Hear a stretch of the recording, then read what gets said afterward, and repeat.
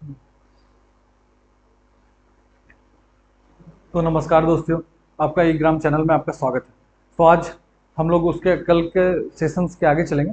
कल के सेक्शन से हमने पढ़ा था मॉनेटरी पॉलिसी के बारे में। आज एक दो टॉपिक बचा हुआ है, मॉनेटरी पॉलिसी ट्रांसमिशन के बारे में देखते हैं। सो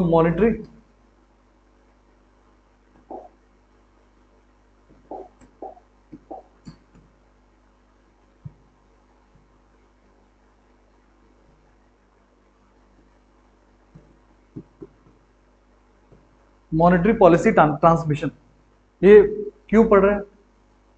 क्योंकि ऐसा था कि हम लोग ने कल पढ़ा था आरबीआई क्या करता है। आरबीआई का पॉलिसी रेट से, रेपो रेट से ही मकसद है कि जब भी इन्फ्लेशन होगा, मार्केट पे पैसा ज़्यादा होगा या कम होगा, आरबीआई चेक करेगा।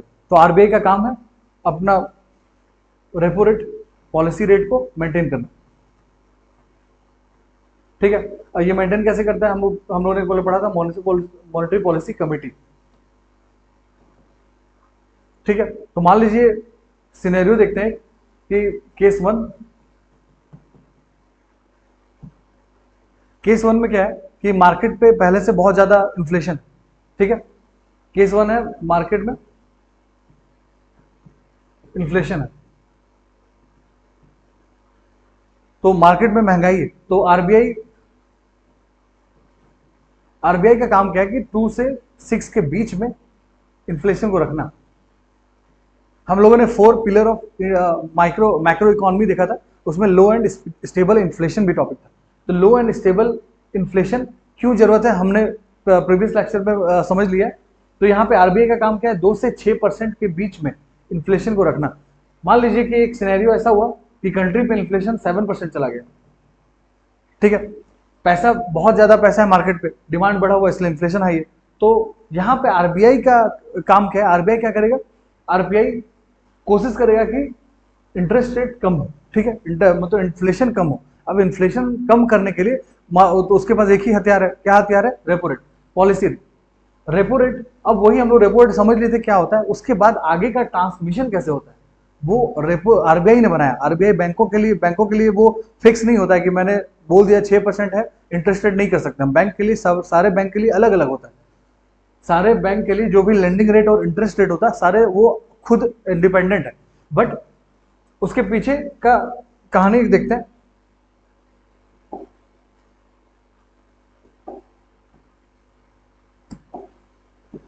तो पहले का क्या होता था? पहले चलता था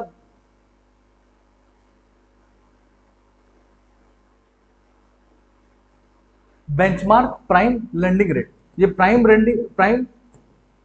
लेंडिंग रेट है। तो इसमें क्या होता था? आरबीआई ने बोला रेपो रेट 6% अर्लियर था, अब हो गया वो 5%। रेपो रेट कम होगा, रेपो रेट कम होने से क्या होगा? बैंक को लोन कम पैसे में मिल रहा है, बैंक को लोन कम पैसे में मिलेगा तो वो आगे भी चाहेगा कि आगे लोगों को भी लोन कम पैसे में मिले। लेकिन यहाँ पे बैंक के हाथ पे, बैंक आरबीआई डायरेक्ट नहीं कर सकता कि आपका लेंडिंग रेट इतना परसेंट होना चाहिए। बैंक के ऊपर है। बैंक का खर्चा क्या होता है? दो तरह का खर्चा होता है, एक होता है वेरिएबल, एक होता है फिक्स्ड। फिक्स्ड में क्या हो गया? फिक्स्ड में हो गया जैसे आपको कोई भी प्रिंसिपल का इंटरेस्ट चुकाना है, वो पैसा हो गया। आपको जो भी आपके कर्मचारी हैं वो लोगों को सैलरी देना है, वो सब फिक्स कैपिटल हो गया। वेरिएबल जो कॉस्ट है, वेरिएबल कॉस्ट हो गया आपका एडमिनिस्ट्रेशन में, कि कितना पैसा एडमिनिस्ट्रेशन में खर्चा हो रहा है, ये आपका वेरिएबल कॉस्ट। तो पहले क्या होता था बेंचमार्क प्राइम लेंडिंग रेट में कि बैंक मनमानी करती थी। यहाँ पे बैंक क्या होता था? प्राइम मतलब प्राइम कस्टमर, जो बहुत ज्यादा, जिसका रिस्क कम है, वो लोग जो बहुत ज्यादा, जिसका क्रेडिट रेशियो अच्छा है, वो लोग को इजिली लोन प्रोवाइड करते थे। लेकिन जो लोअर तबके के इंडिविजुअल्स हैं, जो पैसा, जिसका क्रेडिट अच्छा नहीं है, जिनको लोन का जरूरत है, उन्हें वो लोन नहीं देते थे। तो या देते भी थे तो बहुत हाई रेट पे देते थे। इसलिए क्या हुआ कि इसके लिए यहाँ पे रेपो रेट से भी इसको, रेपो रेट से इससे मतलब नहीं था इसको। तो अपन पढ़ रहे हैं कि इफेक्टिवनेस, ट्रांसमिशन कैसे हो रहा है। ट्रांसमिशन, अगर आरबीआई रेपो रेट चेंज कर रही है तो लोगों के पास कुछ फायदा हो रहा है नहीं। तो पहले हम लोग देख लिए बेंचमार्क, प्राइम, लैंडिंग रेट था, उसके बाद आता है बेस रेट। बेस रेट में क्या था, बेस रेट में भी रेपो रेट से लिंक नहीं थे, ठीक है। यहाँ पे हालांकि यहाँ पे बोला गया था आरबीआई को कि सारे बैंक अपने खर्चे को ट्रांसपेरेंट लगाएं, ठीक है, लेकिन यहाँ भी ये सक्सेसफुल यहाँ पे ट्रांसमिशन इफेक्टिवली नहीं हो पाया। उसके बाद आता है marginal cost landing rate, MCLR. यहाँ पे ज्यादा ट्रांसपेरेंसी भरी, यहाँ पे बैंक को बोला गया कि अपना आप वेरिएबल कॉस्ट और फिक्स्ड कॉस्ट आप बताएं, ठीक है। और अभी जो लेटेस्ट अभी क्या चल रहा है, एक्सटर्नल बेंचमार्किंग।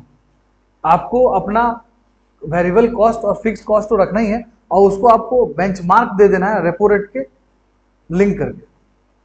तो जब एक्सटर्नल बेंचमार्किंग 2016 या 15 शायद 2016 में आया था, तो इसमें क्या हुआ था, एक्सटर्नल बेंचमार्किंग सिस्टम में इफेक्टिवनेस बढ़ा, ठीक है। पहले जो रेपो रेट डाउन करती थी आरबीआई, तो लोगों को कम नहीं मिल पाता था लोन, लेकिन अब लोन मिल पा रहा है, वहां पे बायसनेस भी नहीं है। पहले क्या होता था, प्राइम कस्टमर को ज्यादा पैसा, बहुत ज्यादा पैसा मिलता था, क्योंकि प्राइम कस्टमर उसके पास एसेट ज्यादा है। लेकिन जो नए लोग हैं, जो नया अपना जो नया एंटरप्रेन्योर, अपना नया एंटरप्रेन्योर है, वो लोग को जो पैसा, वो लोग को लोन इजिली मिलता नहीं था, या बहुत हाई रेट में मिलता था, ठीक है। तो हम लोग देख लिया अभी क्या चल रहा है, एक्सटर्नल बेंचमार्किंग सिस्टम।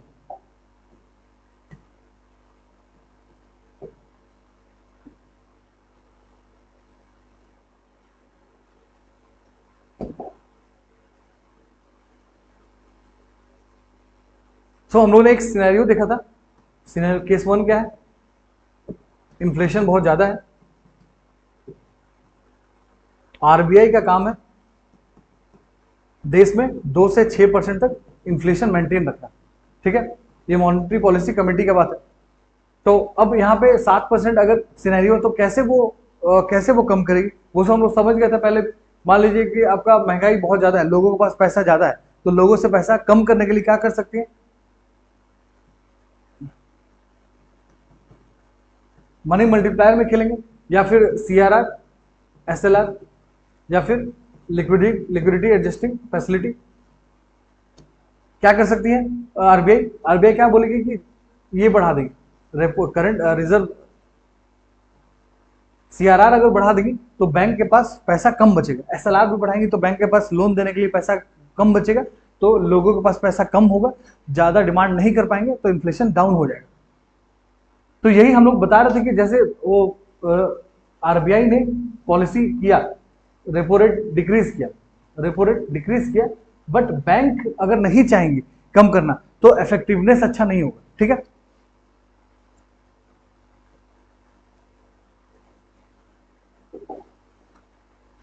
फिर आगे चलते हैं, आगे देखते हैं हम लोग।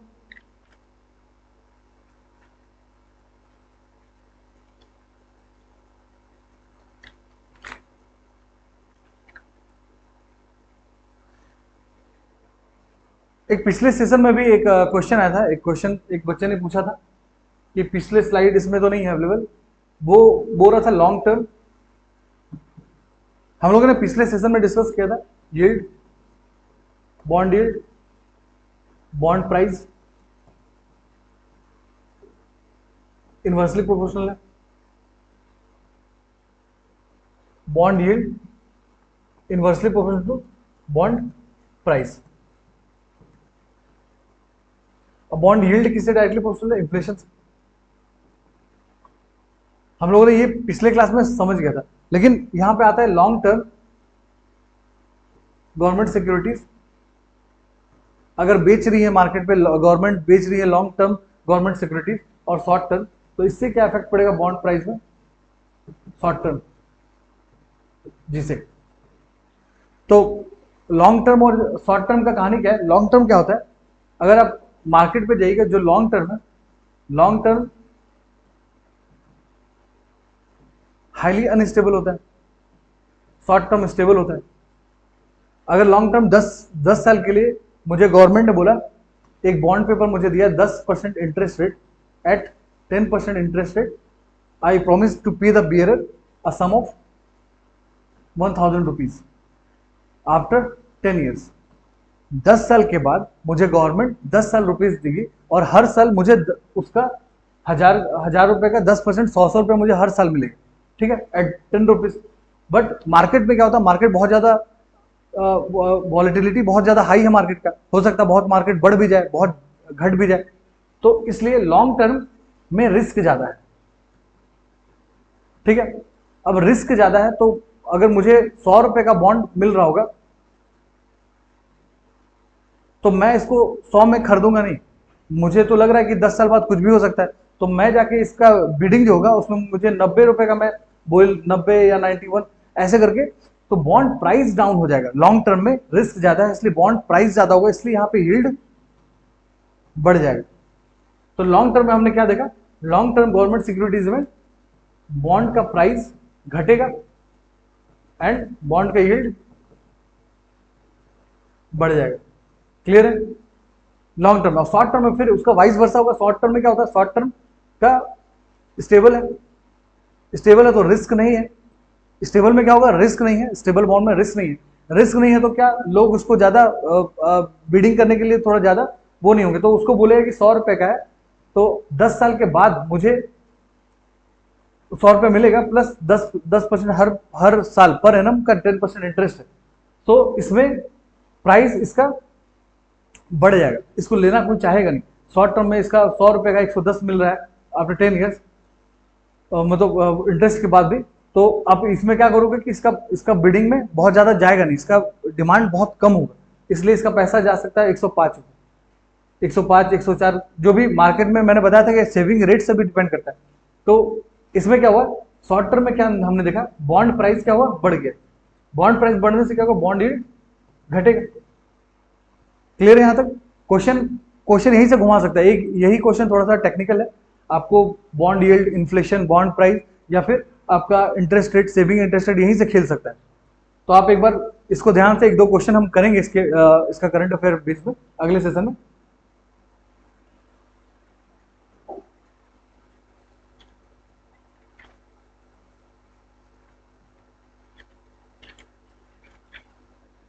सो मार्केट स्टार्ट करते हैं हम लोग। तो हमने देखा कि फाइनेंशियल मार्केट में एक मनी मार्केट होता है और एक कैपिटल मार्केट होता है। मनी मार्केट बेसिकली क्या होता है, for short term, short term means less than 1 years, ठीक है। मनी मार्केट बेसिकली क्या होता है कि शॉर्ट टर्म के लिए होता है, वो 1 साल कम के लिए, इसको बोलते हैं मनी मार्केट। और कैपिटल मार्केट होता है मोर देन 1 ईयर्स, ये हो गया कैपिटल मार्केट। अब अपन देखते हैं कि हम लोग मनी मार्केट पढ़ चुके हैं, मनी मार्केट के बाद हम लोग देखते हैं कैपिटल मार्केट क्या होता है। कैपिटल मार्केट में दो चीज देखते हैं हम लोग, इक्विटी एंड डेरिवेटिव। हम लोग देखेंगे क्या होता है, इक्विटी क्या होता है और डेरिवेटिव क्या होता है। आते हैं इक्विटी पे बात करते हैं। पहले इक्विटी, पहला चीज है, ये किसका पार्ट है, ये कैपिटल मार्केट का पार्ट है। कैपिटल मार्केट मतलब लेस देन 1 ईयर्स। तो इक्विटी में क्या होता है कि जैसे कि एक कोई कंपनी, एक नई कंपनी बनी हुई है, उसको पैसा उठाना है, मार्केट से पैसा चाहिए इसको, पैसा बैंक के पास जाएगा तो इंटरेस्ट रेट ज्यादा होगा, अगर वैसा आपका क्रेडिट स्कोर नहीं है तो बैंक से भी लोन नहीं मिल पाएगा। तो ये क्या कर रहा है, ये 100 लोगों के पास रीच होगा, 100 लोगों का, 100 लोगों के पास जा करके बोलेगा कि मैं अपना 100% जो मैंने कंपनी बनाई है उसको ब्रोक कर देगा वो बिल्डिंग ब्लॉक्स में। 101% को 100 एक एक करके बांट दिए, ये 100 हो गया, 100 पार्ट्स में। और एक पार्ट को वो बोलेगा आपका जो मेरा कंपनी है उसका 1% शेयर आपके पास जाएगा अगर आप मेरे को पैसा दोगे तो, ठीक है। कुछ पैसा अपना अपना पार्ट कर करके वो पैसा आप अपने जो बायर को दे देगा और कुछ पार्ट अपने कंपनी का वो उसको दे देगा, बेच देगा। तो इसको इक्विटी बोलता है। इक्विटी मतलब इसको आपका कंपनी का ऑनरशिप मिल गया इसको, ठीक है। इक्विटी मतलब क्या हुआ कि कंपनी का आपको कुछ ऑनरशिप मिल गया, उसके बदले आपने कंपनी में कुछ पैसा इन्वेस्ट कर दिया। जितना इसमें क्या होता है, इक्विटी में क्या होता है, लॉस अगर होगा या तो प्रॉफिट होगा, लॉस होगा तो आप सब में एक्चुअल सब में डिस्ट्रीब्यूट होगा, तो कुछ ही को कुछ पैसा मिलेगा नहीं और पैसा आपका खत्म भी हो सकता है अगर कंपनी डूब गई तो। प्रॉफिट में क्या होगा, प्रॉफिट में जितना पैसा आपको प्रॉफिट होगा सारा पैसा सारे में इक्वली डिस्ट्रीब्यूट होगा according to the according to the कितना आपका मार्केट में शेयर है, उस कंपनी में कितना शेयर है, उसके हिसाब से आपको सारा पैसा मिलेगा। तो ये कहानी था इक्विटी का। डेरिवेटिव्स हम लोग आगे देखेंगे। पहले देखते हैं इक्विटी में दो पार्ट होता है, प्राइमरी एंड सेकेंडरी। आपको दिख रहा होगा,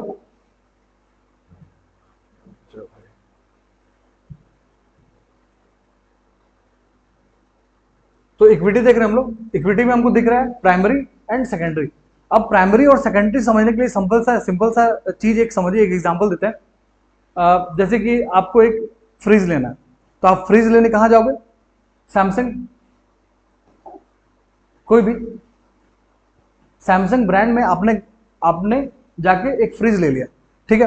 तो ये आपका प्राइमरी मार्केट हो जाएगा। जैसे फर्स्ट टाइम आप जब कुछ बाय कर रहे हो, कुछ खरीद रहे हो, तो उसको बोलते हैं हम लोग प्राइमरी मार्केट। सेकेंडरी मार्केट क्या होता है?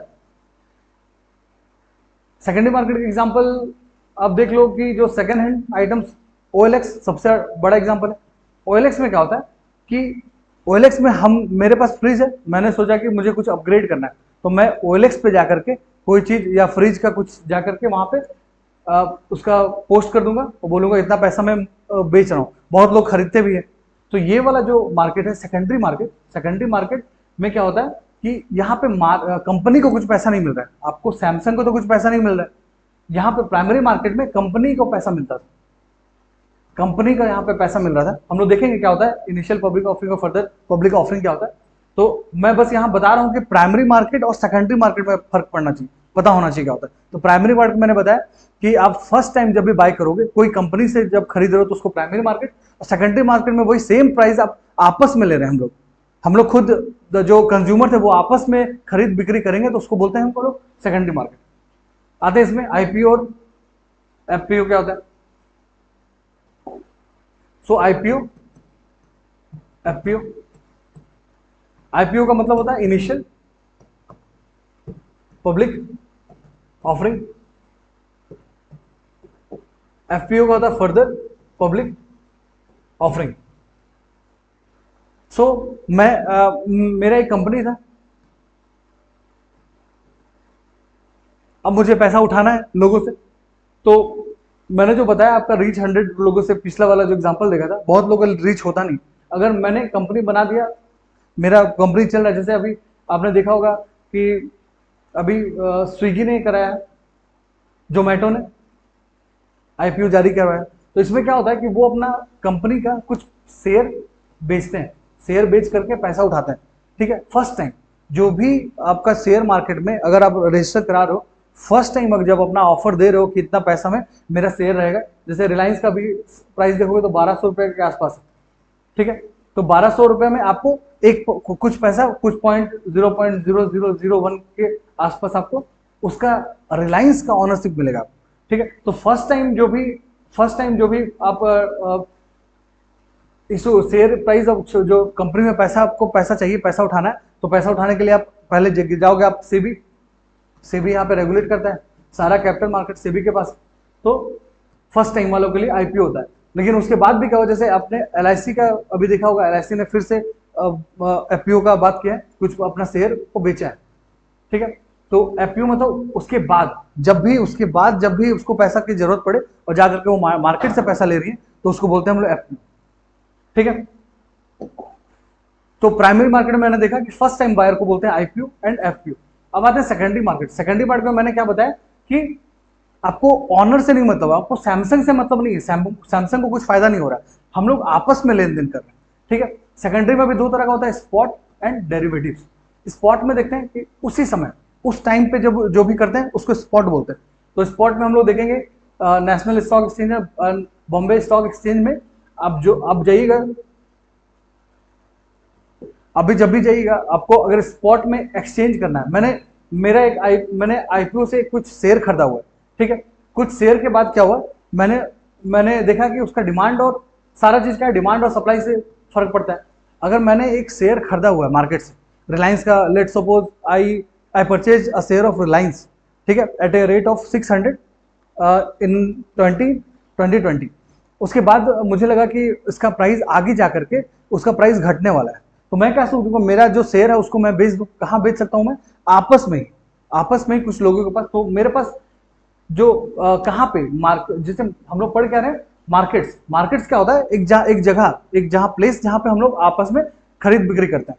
तो एक जगह क्या है, वही है नेशनल स्टॉक एक्सचेंज जो, और बॉम्बे स्टॉक एक्सचेंज, वहीं पे एक एक्सचेंज बना हुआ है, वहां अपन जाएंगे और जो भी मार्केट में जो खरीद रहा है, जो बिक रहा है, हम लोग या तो खरीदेंगे या बेचेंगे। और जो अगर स्पॉट में हम लोग काम कर रहे हैं, उसी टाइम पे कर रहे हैं, तो उसको बोलते हैं हम लोग स्पॉट एक्सचेंज। और जो हम लोग उसके बाद बाद में, हम उस समय नहीं कर रहे हैं, बाद में करेंगे, तो उसको बोलते हैं डेरिवेटिव्स। तो डेरिवेटिव्स में आता है फॉरवर्ड, फ्यूचर्स और ऑप्शंस, कॉल एंड पुट। ठीक है।